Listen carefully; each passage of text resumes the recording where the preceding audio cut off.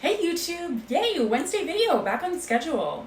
How is everyone doing? 1 week till Christmas. Is everyone ready? Done their Christmas shopping? I actually am. Usually I am scrambling to do something last minute, but this year I am ready to go. I've got a tree up, but I've kept everything else minimal because I have two new dogs, one of which is a puppy, and I didn't know how they would react to the tree or any of the other decor that I usually have up. Luckily, neither of them have been at all interested in the tree or the presents for that matter. I thought for sure the puppy was going to rip them to shreds since he rips everything else he can get his mouth onto shreds, but luckily everything is still intact. Although the cat has thought that this was a real tree at times. Anyway, enough rambling because we're not here to discuss my Christmas decor. A few weeks ago, I did a video on things I bought that either worsened my anxiety or improved it. And I realized I didn't just buy stuff that affected my anxiety. I have opted to do things, or not do things as the case may be, that have lessened my anxiety, just because it was one less thing that I had to be anxious about. And that's the thing. Sometimes it's not just about finding ways to cope with the anxiety you have, but finding ways to minimize it, possibly by reducing things that cause it in the first place. Whether those things are objects, like I talked about in my previous video, or habits and routines, which is what I'm going to talk about in this video. Granted, this is less extensive than the things I bought video, but I still realize that I have consciously changed my routines over the past couple of years because I felt too much anxiety with the routines that I previously held.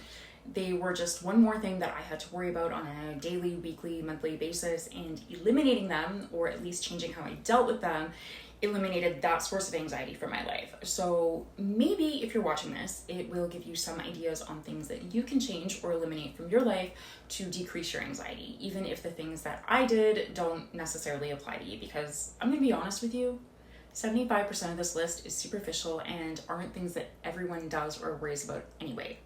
But maybe it'll give you an idea of things in your own life that aren't as important to you as you think they are and are worth giving up or changing in order to free yourself from at least some of your anxiety. And again, the majority of this list is going to come across as incredibly frivolous to most of you, and that's because it is. But that's exactly the point. Sometimes when we're struggling with mental health, small, seemingly superficial changes like adjusting routines or dropping non-essential tasks can make a big difference in how functional we feel. It is similar to how the body prioritizes essential functions during physical crises. My brain has had to prioritize what matters for my mental well-being. And of course, we all have different values. So just because I no longer value something or view it as essential to me doesn't mean that I'm implying anyone that does value these things is superficial or shallow. At one point, I did value these things, some more than others. I just no longer feel that they are essential to my personal, mental, or emotional well-being. And I spent more time making myself anxious by worrying about them than I save by not. But I can see how someone could view any one of these things as essential to their mental well-being. And again, we all value different things, and sometimes the trivial things act as a security blanket, particularly when we are anxious. So with all of that said, let's just get into it. So the number one thing I stopped doing was dyeing my hair. I spent years dyeing my hair. Some of it was for fun, but eventually it turned into necessity. Now, as long as I have hair, it is probably going to cause me some sort of anxiety. It's straight, it's curly, it's wavy. It has a mind of its own, and I cannot be bothered to take 10, 20, 30 minutes out of my day, especially in the morning, to do anything more than run a brush through it. Basically, I am wash and wear, but at a certain point, I can tell that it's growing out, the layers are growing out, it's losing shape, and I have anxiety until I can get to the hair salon and have it dealt with.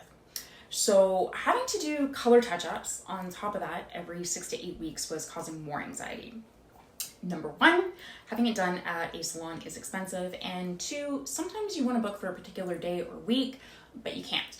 I know some people do pre-book. Unfortunately, with my work schedule at the time, I never knew what days or times I'd be working, and sorry, I have a hair appointment that day wasn't really a valid excuse for requesting a particular shift. So if my roots are growing out and I've got to wait 2 weeks to get in, I'm in anxiety mode that whole time. Yes, I know you can do your roots at home. Cheaper, and you don't have to wait for an appointment. But you do have to plan it properly. You have to wash your hair after coloring it, at least with the formulas I used. So I didn't want to do it when I had just washed my hair the day before. But sometimes my schedule wouldn't be conducive to a 40-minute dye job. So even though I didn't have to wait for an appointment, it was still a matter of do I have the time to do it tonight? And if I do, did I just wash my hair yesterday? If yes, then I need to do it on a different night. So even this caused anxiety. And I know a lot of you are watching this being like, this is what you have to be anxious about? Yeah, I know, that's my point.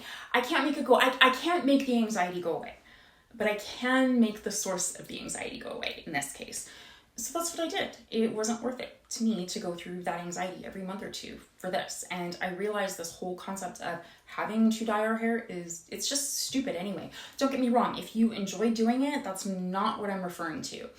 It's this unspoken standard that we, mostly women, are expected to live up to, that at a certain point, you shouldn't look your age, which includes your hair. We should all be so lucky to get gray hair. Unfortunately, not everyone is. Again, I am not talking about coloring your hair because you enjoy the aesthetic. That is a personal preference, not pressure to live up to a ridiculous standard that's also causing you anxiety. So no, I am not coloring my hair unless I decide that I want to be a certain color because I just like how it looks. So my roots are well grown out, I've got a lot of hair tinsel, and you know what? Honestly, I like it. Second thing I did, similar vein, was to stop tanning. I don't mean laying out in the sun. I never use tanning beds. What I stopped doing was fake baking once a week. In fairness, I was only bothered to do it during the summer because I knew I wouldn't be fooling anyone in the middle of winter. But again, it just came down to time. You can't just slap on fake bake like it's a lotion. You gotta prep well first. And sometimes that prep for really good fake tan can start the day before. Once you finally got it on, you have to stand around and wait for it to dry and not touch anything that you don't want stained. And don't even get me started on doing your back. Again, anyway, it was just too much of a process, and my weekends would literally be planned around when and how I was gonna fake bake for the next week. Like, I had enough crap to worry about than anything fake tan. So just this past summer, I stopped doing it, and you know what? Really didn't need to. I got some good color just walking the dog with sunscreen on, I might add. But this too sort of boggles my mind. A tan isn't healthy. A tan is literally skin damage. How and why have we made skin damage a standard of beauty? And yes, I know sort of where and why the popularity of it developed, but I still can't completely wrap my head around the concept of why we find skin damage appealing or attractive. That being said, whether I think it's ridiculous or not, I can attest that people do look better with a tan, similar to how dark colors are flattering. I'd be lying if I said otherwise. But that doesn't mean that I'm going to go out of my way to make that standard on a weekly basis, particularly when it's just another thing added to an already long list of things to manage, all of which contribute to my anxiety. Similar to hair color, I'm not swearing off fake bake forever, but I think there's a time and a place. I would rather focus on things that help my mental health, and a tan, no matter how flattering, really doesn't do it for me. But again, if it makes you feel good about yourself and this is your security blanket, then you do you.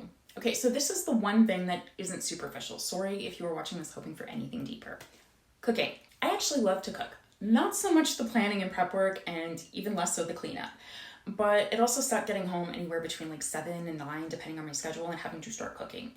I mean, 7 may be doable, but even still, sometimes you were not eating it until 8, and then you were not done cleaning until 8:30, 9 o'clock. So you've literally been going since one form or another since, like, let's say 10 a.m. when you left for work, so almost 12 hours. And if you suffer from anxiety, like me, you know you need downtime. At least for me to function optimally, I need like time for my brain to decompress every day. Otherwise, the anxiety just takes over. So going for 12 hours and having like maybe 30 minutes to chill before bed, my brain would break. So I stopped cooking as much. I still cook like 98% of my meals. That includes breakfast, lunch, and dinner, but I am not cooking as often. I refuse. It is not so much the cooking. It is the prep and particularly the cleanup that I refuse to do on a daily basis. When I was working, whether I came home for lunch or ate at the office, I would plan my lunch in advance for the week, usually like a pasta salad or chili, something that's easy to batch cook, and that would be my lunch every day. Not only does that eliminate the prep and cleanup I'd be doing for lunch every day, I also didn't have to think 5 days a week, what am I going to have for lunch? What am I going to have for lunch? As for dinner, I cook, I make enough for 2 days, so the next day I'm just reheating leftovers, and all I'm cleaning up are a couple of storage containers instead of pots, pans, utensils, etc. I do not mind eating the same thing 2 days in a row. How clearly, like, I don't mind eating the same thing 5 days in a row. So it doesn't bother me. Sometimes I might make something with pasta one night and have it with rice the next, just so it's not like super identical. Yes, I'm cooking rice, but it's not this huge job. Also, you can pre-cook rice and reheat it. You can freeze rice. A little bit of planning and prep work eliminates a lot of the anxiety for me during the week. I know this isn't ideal for everybody. One, not everyone knows how to cook. And two, not everyone likes eating the same thing multiple days in a row. But again, we are talking about values. I value my time and not having the stress of having to plan meals every day more than I value a different meal every day. Okay, we're now back to the superficial. What is this, number 4? Sure, number 4. Feeling like I am obligated to wear makeup every day, she says as she's wearing a full face of makeup. I actually like wearing makeup, but it takes time and it takes effort. And honestly, I don't always have the time and I don't always feel like putting in the effort. Funny thing is, I don't think anyone, friends, family, boyfriend, coworkers, bosses, clients, strangers, actually care whether I'm wearing makeup or not. But anxiety has a way of convincing you otherwise. It tells you they notice, and worse, they judge. And when you do something often enough, it starts to feel like an expectation, even when it's only in your own head. This was particularly true at work. I remember I used to wear dresses every single day, honestly, just because it was easy and it required zero thought on my part. But once I noticed that my coworkers were dressing way down, I started doing the same. And guess what? People asked why I wasn't putting in effort to my appearance anymore. I wasn't doing anything differently than the rest of my coworkers, but because I had gone from one standard to another, it was perceived as me not trying. And I started to feel that same pressure with makeup. No one probably cared, but I convinced myself they did. Then when my mental health got really bad, I started sleeping later. I didn't have as much time in the morning, yet I was still holding myself to a standard that wasn't realistic for me anymore, which caused even more anxiety. So I had to get comfortable with the concept that it's okay to put in a little less time and effort sometimes, or even none at all. I mean, don't get me wrong, I worked a customer-facing job, so there was a certain standard that I was expected to uphold. But makeup certainly wasn't a required part of that. There's a difference between expectations and obligations, and if other people expect something from me, that's on them. So at this point, I do try to abide by the rule of always look your best. You never know who you'll run into, but I have stopped pressuring myself into believing that the time and effort it takes to do makeup is a necessary part of that. If I feel like wearing it, great. But I no longer feel like I have to, so the anxiety I felt from running late because I took that time when I didn't have it, or because I was forcing myself to do something I didn't really want to do, it's gone. But I sort of want to expand that boundary to this, YouTube. There are times where I avoid filming because I just don't feel like putting makeup on, or at least not as much as I typically do. And that takes me to the last thing that I am choosing to let go of in order to lessen my anxiety. Filtering these videos. I enjoy filming these. I even enjoy taking the time to edit them. What I don't enjoy is having to take the time to filter them or feel like I have to. The anxiety that comes with that step is enough to turn me off from filming altogether unless I'm really in the mood. It's not just about making things look better. It's about trying to meet an expectation that I don't even fully align with. I think most of us are familiar with filters by now, but it's this fine balance between faking it but still looking realistic, except that it's not realistic. If you saw me on the street, even if I had a full face of makeup on, I wouldn't look like this. No one looks like this. And I have a hard time rationalizing it when ultimately my channel is all about mental health and wellness. How does portraying some artificial version of myself that isn't based in reality align with the message that I'm trying to share? Putting yourself out there on the internet, especially on a platform like YouTube without makeup or filters, that's anxiety inducing. What if showing up with less makeup and posting an unfiltered video makes me seem less than? What if people think that I'm not putting in the effort or that I don't care enough to make myself presentable? Anxiety has a way of convincing you that people will judge you, even if they probably won't. But the worst part is that you start judging yourself. But the truth is, I know that showing up authentically, whether it's with a full face of makeup, a little bit of makeup, or none at all, should be enough. It doesn't change the value of what I have to say or the effort that I put into my videos. But it's hard to shake that voice in my head that tells me that I need to meet some invisible standard, or that if I don't look a certain way, especially with makeup and filters, people are going to take me less seriously. So that's something that I need to work on, and I need to remind myself that showing up with a little less makeup or without filters doesn't mean I am any less. My words, my effort, my presence, those things should matter more than how I look on camera. If I can be honest about my struggles with mental health, why shouldn't I be honest about this too? Why shouldn't I let myself be real here without feeling the pressure to tweak or hide things that make me me? So if you see me on here with a little less makeup one day, or maybe none at all, fewer filters, know that it's not because I'm not trying or don't care. It's because I am choosing to let go of the pressure to be more than I need to be and the anxiety that that causes. Whew, that was a lot. So all of these have helped me personally, but of course they are not one-size-fits-all solutions. These are just a few of the things that I have done to lessen my anxiety. I am not saying these are things that you need to give up. Hell, you might not even do these things to begin with. But maybe, just maybe, it'll give you a framework of things you can consider changing or eliminating to help lower your anxiety. Because again, sometimes it's not always about coping with everything. Sometimes it's about removing or lessening the things that are making it worse. Just like in my video of things that I regret buying, I think this is potentially something that I could revisit in the future if I change or eliminate other routines that are adding to my anxiety. But let me know, have you eliminated or changed any routines to lessen your anxiety? Leave them in the comments. I think we could all learn from each other.